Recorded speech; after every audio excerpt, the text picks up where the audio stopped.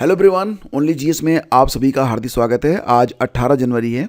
ये सीरीज़ जो कि आपके सामने पहली बार पेश की जा रही है और ये लगातार चलती भी रहेगी। इससे आपको अपनी सभी प्रतियोगी परीक्षाओं में, जैसे कि अगर आप तैयारी कर रहे हैं किसी भी शिक्षक भर्ती परीक्षा की जिसमें जीएस आता है, जैसे कि बिहार शिक्षक भर्ती परीक्षा होगी, एनवीएस, केवीएस, इसके अलावा एलटी ग्रेड, इसके अलावा खंड शिक्षा अधिकारी की परीक्षा, और अगर हम बात करें जीआईसी प्रवक्ता की परीक्षा, यूपीएचईएससी असिस्टेंट प्रोफेसर की परीक्षा और अन्य वो सभी परीक्षाएं जिसमें जीएस आता है, सभी में आपको इस सीरीज से बहुत अधिक फ़ायदा मिलने वाला है। हम प्रतिदिन अखबार पढ़ते हैं, लेकिन बहुत सारी ऐसी इंपॉर्टेंट सूचनाएं हमसे मिस हो जाती हैं या हम उन पर फोकस नहीं करते हैं जो कि सीधे सीधे एग्ज़ाम में पूछी जाती हैं। तो यहीं से आपका करंट भी बनता है, यहीं से आपका स्टैटिक भी बनता है और निश्चित रूप से यहाँ से आपको और भी कई सारे ऐसे फ़ायदे होने वाले हैं जो कि आपको वित्तीय धोखाधड़ी से और देश दुनिया से परिचित भी कराएंगे। तो बहुत ही इंपॉर्टेंट सीरीज़ है और अगर ये सीरीज़ पूरी देखने के बाद आपको पसंद आए तो आप इसे लाइक और शेयर ज़रूर कर दीजिएगा। चलिए शुरू करते हैं और सबसे पहले बात करते हैं फ्रेंड्स, जैसा कि आप लोगों ने देखा कि विगत कई वर्षों से धीरे धीरे मोबाइल फ़ोन ने हमारे जीवन में एक बहुत ही अहम स्थान ले लिया है। यहाँ तक कि अगर हम वित्तीय लेन देन के बारे में बात करें तो आजकल तो लोगों के जेब में पैसे भले ही ना हो, लेकिन मोबाइल फ़ोन लेके वो चलते हैं और क्या होता है कि वो मोबाइल फ़ोन से ही अपने सारे ट्रांजैक्शन, वित्तीय लेन देन पूरा करते हैं। और इसी का फ़ायदा आजकल स्कैमर्स भी उठा रहे हैं। वो आपको ऐसी फेक कॉल कर देते हैं, उसमें फंसकर लोग अपनी जो धनराशि है उसको गंवा बैठते हैं। फिलहाल रिजर्व बैंक ऑफ इंडिया ने इसके लिए एक बहुत ही शानदार कदम उठाया है। देखो, ध्यान से सुनना इस बात को। भारतीय रिजर्व बैंक ने शुक्रवार को बैंकों को लेन देन संबंधी उद्देश्यों के लिए ग्राहकों को कॉल करने के लिए सिर्फ 1600 से शुरू होने वाली फ़ोन नंबरिंग श्रृंखला का इस्तेमाल करने के निर्देश दिए हैं। मतलब ये है कि अब अगर 1600 नंबर से आपको कॉल आ रही है तो आप ये समझ सकते हैं कि ये कॉल बैंक से आ रही है। जबकि अगर कोई कॉल या एसएमएस आपको 140 नंबर से आ रहा है, 140 से वो कॉल स्टार्ट हो रही है, तो ध्यान देना कि 140 से प्रचार उद्देश्यों के लिए बैंकों और अन्य विनियमित संस्थाएं आपको वॉइस कॉल और एसएमएस कर सकेंगी। मतलब अगर 1600 नंबर से कॉल आ रही है तो ये महत्वपूर्ण हो सकती है, बाकी 140 से कॉल आ रही है तो ये आपके लिए प्रचार के रूप में आने वाली कॉल है। आरबीआई की ओर से यह कदम वित्तीय धोखाधड़ी को रोकने के उद्देश्य से उठाया गया है, लेकिन फिर भी आपको सावधानी हर हालत में बरतनी है। किसी भी नंबर से कॉल आए, आप अपनी जो संवेदनशील जानकारियां हैं, जैसे कि आप अपना एटीएम का या फिर क्रेडिट कार्ड का नंबर कभी भी शेयर ना करें, ना ही उस पर दी गई आगे पीछे की कोई जानकारी आप शेयर करें। साथ ही साथ आप ओटीपी तो बिल्कुल भी शेयर ना करें, बिल्कुल भी ना दें, क्योंकि अगर आपने ओटीपी दे दिया तो आपके हाथ से बहुत कुछ जा सकता है। ठीक है, तो इसी को रोकने के लिए रिजर्व बैंक ऑफ इंडिया ने यह प्रयास स्टार्ट किया है। जैसा कि आप जानते हैं कि आजकल मोबाइल फ़ोन एक तरीके से आपकी सेकेंड आईडी बन चुका है और मोबाइल फ़ोन के बगैर आप ना तो कोई फॉर्म भर सकते हैं, ना कहीं पर आपका सत्यापन हो सकता है। बहुत सारी चीज़ें हैं और मोबाइल फ़ोन नंबर बदलना भी अब आसान नहीं रह गया है। यही वजह है कि आजकल जो स्पैमर्स हैं और जो स्कैमर्स हैं वो इसी का सहारा लेते हैं, आपके मोबाइल फ़ोन को हैक करने का प्रयास करते हैं। और आपने देखा कि कई सारे बहुत अच्छे अच्छे प्रोफेशनल भी और इन स्कैमरों के जाल में फंसकर अपना सब कुछ गंवा बैठते हैं। तो 2 नंबर याद रखना कि अगर 1600 से कॉल आ रही है तो ये बैंक का वित्तीय लेन देन संबंधी कॉल होगी, और अगर 140 से कॉल आ रही है तो ये कॉल आपके लिए प्रचार वगैरह के लिए होगी। लेकिन आपको हर हालत में यहाँ पर बिल्कुल अपने आप को सेफ रखना है, ठीक है, सतर्क रहना है। आगे बढ़ते हैं। देखो, आपको याद होगा ये खबर जो है 5 जनवरी 2022 की थी। आपको याद होगा कि पंजाब में प्रधानमंत्री मोदी जब फिरोजपुर में रैली को संबोधित करने के लिए सड़क मार्ग से जा रहे थे तो रास्ते में घल खुर्द तहसील के गांव पियाराना के एक फ्लाईओवर के पास किसानों ने पीएम का काफिला रोक दिया था और इस दौरान पीएम मोदी को करीब आधे घंटे तक फ्लाईओवर पर ही रहना पड़ा था। तो फिलहाल अब इसकी जो है यहाँ पर प्रक्रिया आगे बढ़ी है। प्रधानमंत्री नरेंद्र मोदी की सुरक्षा में हुई चूक मामले में पंजाब पुलिस ने 25 आरोपी किसानों के खिलाफ गिरफ्तारी वारंट जारी किए हैं। इन सभी किसानों पर हत्या के प्रयास की धारा 307 सहित 6 अन्य धाराएं भी जोड़ी गई हैं। पुलिस अब आरोपियों की गिरफ्तारी के लिए छापे मार रही है। ये तस्वीर आप देख सकते हैं, ये तस्वीर तभी की है, यानी कि 5 जनवरी 2022 की, जब प्रधानमंत्री का काफिला पुल पर रुक गया था। तो मामले की एसआईटी जांच रिपोर्ट के आधार पर आरोपियों के खिलाफ हत्या के प्रयास यानी कि आईपीसी की धारा 307, लोक सेवक को उसके कर्तव्य के निर्वहन में बाधा डालने धारा 353, जबरन किसी व्यक्ति का साजिश के तहत रास्ता रोकने धारा 341, किसी लोक सेवक के सार्वजनिक कार्यों के निर्वहन में बाधा डालने धारा 186 और गैर कानूनी तरीके से कहीं एकजुट होने धारा 149 व नेशनल हाईवे एक्ट के तहत धाराएं जो हैं वो लगाई गई हैं। एफआईआर में 26 लोगों के नाम हैं और आरोपियों में प्रमुख रूप से बलदेव सिंह जीरा महासचिव बीकेयू क्रांतिकारी का नाम शामिल है। इनमें से एक आरोपी की मौत भी हो चुकी है। तो पुलिस ने जांच के दौरान 26 लोगों को चिन्हित किया है। तो ये भी एक इम्पॉर्टेंट न्यूज अब आपके लिए है। इसके बाद आगे बढ़ते फ्रेंड्स, अगली खबर है कि डॉक्टर से दरिंदगी। आपको याद होगा कलकत्ता वाला वो मामला, आरजीकर मेडिकल कॉलेज वाला, जिसमें क्या हुआ था, ये शख्स आपको याद होगा जिसने बेरहमी की सारी सीमाएं पार कर दी थी और अंततः उस ट्रेनी डॉक्टर की इसने हत्या भी कर दी थी। तो आरजीकर मेडिकल कॉलेज और अस्पताल में ड्यूटी के दौरान प्रशिक्षु महिला चिकित्सक की दुष्कर्म के बाद हत्या के मामले में बहुप्रतीक्षित फैसला शनिवार को सुनाया जाएगा। आज शाम तक इस पर फैसला आने वाला है। सीबीआई ने इस व्यक्ति के लिए मृत्युदंड की मांग की है और पुलिस में नागरिक स्वयंसेवक के रूप में कार्यरत संजय राय, इसका नाम क्या है, इसका नाम है संजय राय। इसने 9 अगस्त 2024 को उत्तर कोलकाता के सरकारी अस्पताल में दुष्कर्म के बाद जूनियर डॉक्टर की हत्या करने पर कर दी थी, आरोप लगा था इस पर। और मामले की बंद कमरे में सुनवाई 12 नवंबर को शुरू हुई थी और ये सुनवाई 9 जनवरी को पूरी हुई है। तो अब इस पर आज फैसला आने वाला है। फिलहाल दोस्तों यहाँ पर आरजीकर अस्पताल दुष्कर्म हत्या मामले के कोर्ट के फैसले से एक दिन पहले पीड़िता जूनियर डॉक्टर के माता पिता ने मामले की जांच अधूरी होने का आरोप लगाया है। उन्होंने कहा कि अपराध में शामिल अन्य लोग खुलेआम घूम रहे हैं। वे लड़ाई तब तक जारी रखेंगे जब तक उनकी बेटी को न्याय नहीं मिल जाता है। और देखो H1B वीज़ा पर यहाँ पर एक संशोधन किया गया है अमेरिका में। अब सबसे पहले आपको ये बता दें कि ये जो H1B वीज़ा होता है क्या होता है। तो जो IT प्रोफेशनल्स होते हैं, इस वीज़ा को अगर वो प्राप्त कर लेते हैं तो वो बिना अमेरिका की नागरिकता लिए काफ़ी लंबे समय तक वहाँ पर निवास कर सकते हैं। इस पर ध्यान रखना कि जो बाइडेन है वो इसके पक्ष में है, लेकिन जो डोनाल्ड ट्रंप जो हैं वो उन्होंने कई बार इसका विरोध भी किया है। हालांकि हाल ही में उन्होंने कहा था कि ट्रंप ने H1B वीज़ा कार्यक्रम की आलोचना ट्रंप कई बार किए हैं। हालांकि अपने सहयोगी एलन मस्क की ओर से इस वीज़ा की तारीफ के बाद हाल ही में उन्होंने कहा था कि उनका इस वीज़ा कार्यक्रम को ख़त्म करने का कोई इरादा नहीं है। और अब जैसा कि आप जानते हैं कि ट्रंप जो हैं वो यूएसए के 47वें क्रम के राष्ट्रपति बनने जा रहे हैं और वो अब से 3 दिन के बाद शपथ ग्रहण करेंगे। तो उनके शपथ ग्रहण करने से 3 दिन पहले H1B वीज़ा में काफ़ी बड़ा बदलाव वर्तमान राष्ट्रपति जो बाइडेन के द्वारा किया गया है। यहाँ पर देखेंगे तो लोकप्रिय H1B और H2 वीज़ा कार्यक्रमों से संबंधित नए नियम लागू किए गए हैं। निवर्तमान राष्ट्रपति जो बाइडेन के राष्ट्र प्रशासन ने अपने अंतिम आप्रवासन सुधारों के तहत शुक्रवार को इन नियमों को लागू किया है। तो इसमें क्या क्या चीज़ें हैं, डिग्री से संबंधित अनिवार्यता में छूट, मतलब नए नियमों में पेशे से संबंधित विशेषज्ञता को फिर से परिभाषित किया गया है। इसमें कहा गया है कि नौकरी के बारे में समान रूप से उससे संबंधित डिग्री वीज़ा धारक के पास होनी चाहिए, लेकिन ऐसा हमेशा होना जरूरी नहीं है। अर्हताओं के लिए डिग्री की अनिवार्यता को व्यापक बनाया गया है और ऐसे वैकल्पिक डिग्रियों को मंजूरी दी गई है जो सीधे नौकरियों से जुड़ी हुई हों। साथ ही साथ लॉटरी प्रक्रिया में निष्पक्षता, यानी कि जब लॉटरी हो तो उसमें कोई फेरबदल ना हो। F1 वीज़ा धारकों के लिए सरलता, तो F1 वीज़ा पर अमेरिका में शिक्षा हासिल कर रहे विद्यार्थियों के लिए H1B वीज़ा प्रक्रिया को सरल बनाया गया है। ध्यान देना कि जो F1 वीज़ा होता है ना, ये एजुकेशन के लिए होता है और H1 वीज़ा जो होता है ये IT प्रोफेशनल्स के लिए होता है। ठीक है, और भी कई सारे सुधार यहाँ पर किए गए हैं। तो चलो एक अच्छी पहल है जो जाते जाते कम से कम अमेरिका के वर्तमान राष्ट्रपति जो बाइडेन करके जा रहे हैं। अब यहाँ पर 2 बातें ध्यान रखने योग्य हैं कि H1B वीज़ा जो होता है ये IT प्रोफेशनल के लिए होता है और जो H2 वीज़ा होता है ये जो बच्चे, जैसे भारत से कोई लड़का जो है जाके, कोई छात्र यहाँ से जाके वहाँ पर पढ़ाई कर रहा है तो उसको जो है H2 वीज़ा के लिए अप्लाई करना पड़ेगा। वहीं पर अगर आप IT प्रोफेशनल हैं तो आप H1B वीज़ा के लिए आवेदन करेंगे। ठीक है, और संसद के बजट सत्र का पहला चरण 31 जनवरी को शुरू हो रहा है और ये चलेगा 13 फरवरी तक।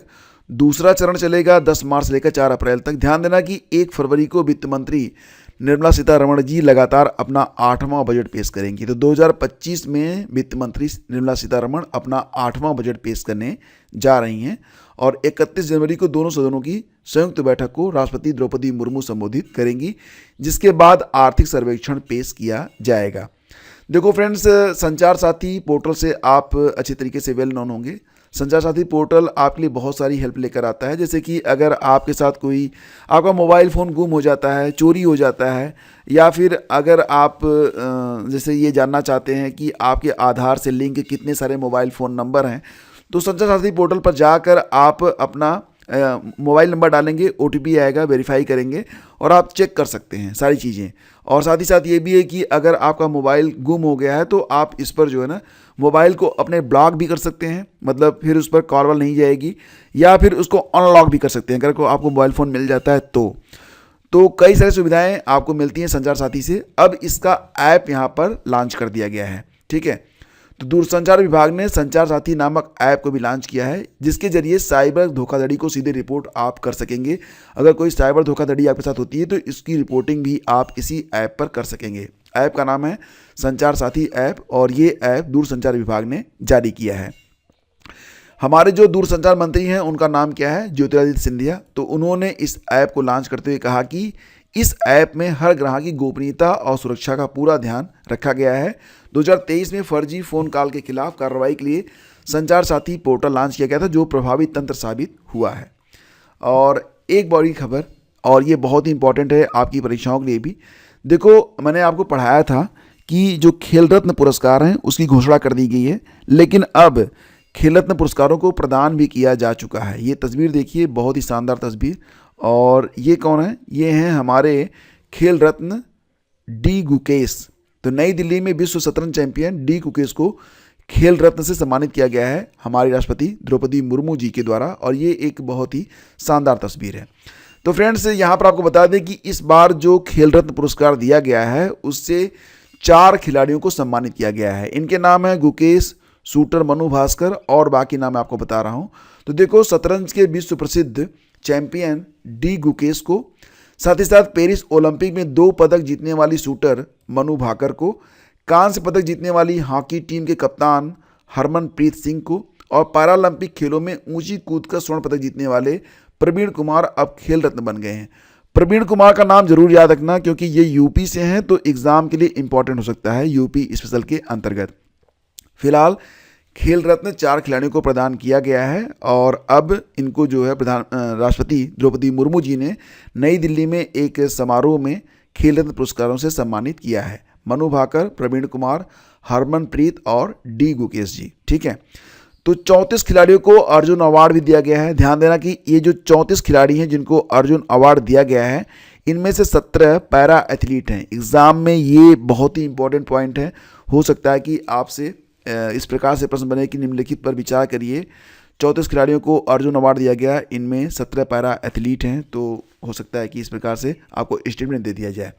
2 को लाइफ टाइम अचीवमेंट अवार्ड मिला है। 5 कोच द्रोणाचार्य अवार्ड से सम्मानित हुए हैं। पूरी डिटेल के लिए मैंने एक अलग से वीडियो बनाया था, उसको आप लोग देख लीजिएगा, आपको सारी जानकारी मिल जाएगी।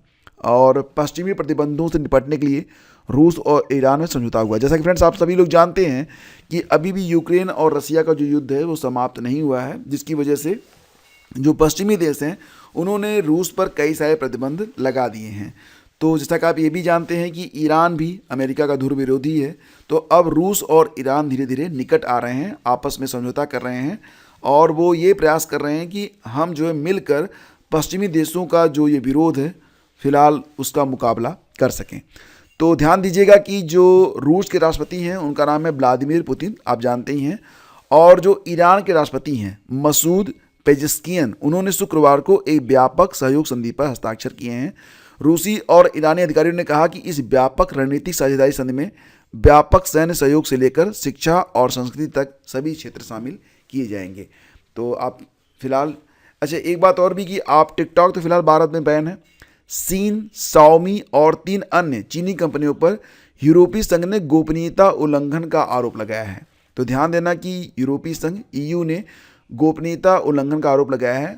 आप रेडमी जानते हैं ना, रेडमी, पोको वगैरह, MI, तो ये शाओमी कंपनी के ही प्रोडक्ट हैं।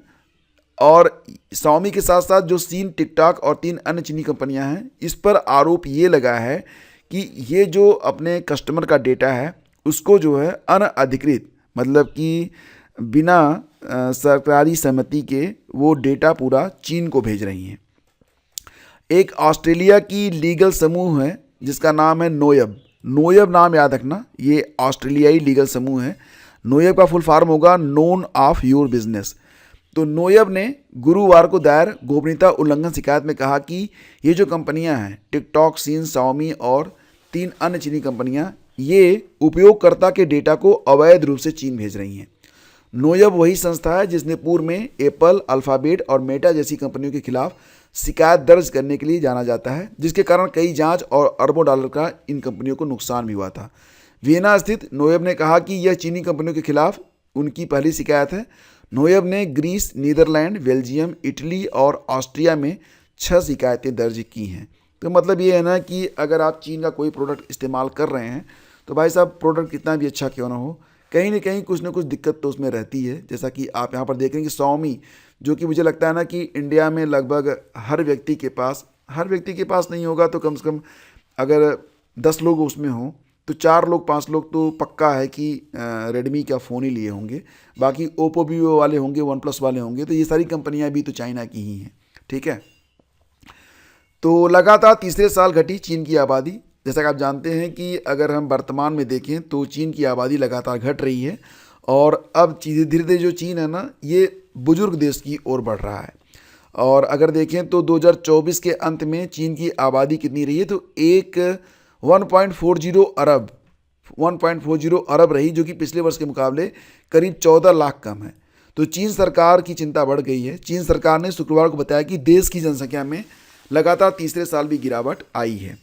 तो अगर इसी प्रकार से होता रहा तो चीन अब बुजुर्गों की आबादी की ओर बढ़ने लगेगा। आपको बता दें कि अगर चीन की पूरी आबादी को आप 5 हिस्से में बांट दें तो जो 5वां हिस्सा है, यानी कि 20% जो हिस्सा है, वो 60 वर्ष या उससे अधिक उम्र का है।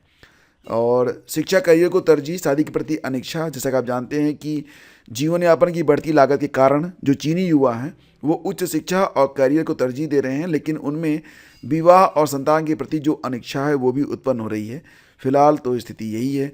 और देखो, कुछ दिन पहले मैंने आपको करंट में पढ़ाया था कि इस समय दुनिया की जो सबसे बुजुर्ग महिला हैं वो 116 साल की हैं। ब्राज़ील की एक नन है और इनका नाम है इनाह कैनाबारो लुकास, जिनकी उम्र मैंने आपको बताई थी 116 साल। लेकिन अब एक नया फैक्ट सामने आया है। खबर ये है कि ब्राज़ील की ही एक दूसरी महिला हैं जिनका नाम है दियोलिरा ग्लिसेरिया पेड्रो डा सिल्वा। क्या नाम है? दियोलिरा ग्लिसेरिया पेड्रो डा सिल्वा। इनकी उम्र 119 साल है और अगले 2 माह में ये 120 साल की हो जाएंगी और ये दुनिया की सबसे बुजुर्ग महिला हैं। और फिलहाल इन्होंने अपना जो दावा है वो गिनीज बुक ऑफ रिकॉर्ड्स में दर्ज कराने के लिए इन्होंने आवेदन भी कर दिया है। तो डेफिनेटली अगर इनकी उम्र इतनी है तो ये दुनिया की सबसे बुजुर्ग महिला हैं। ध्यान देना कि अगर देखा जाए तो इस समय दुनिया में सबसे अधिक उम्र के जो 2 लोग हैं, दोनों ही महिलाएं हैं, दोनों ही ब्राज़ील की हैं।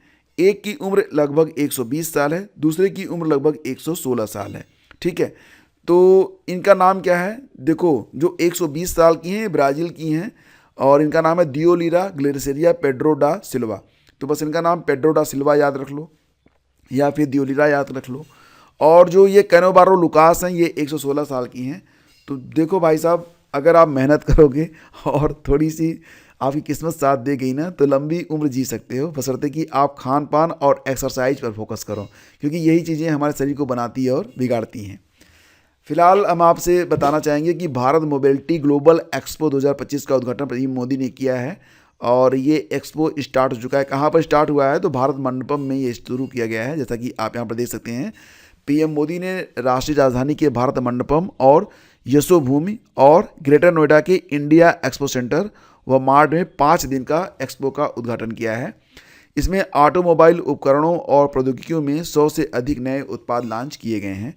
तो मोबिलिटी के क्षेत्र में समाधान के लिए 7C यानी कि common, connected, convenient, congestion free, charged, clean and cutting edge के अपने विजन को याद करते हुए पीएम ने कहा कि इसी मंत्र के तहत ग्रीन मोबिलिटी पर ध्यान दिया जा रहा है।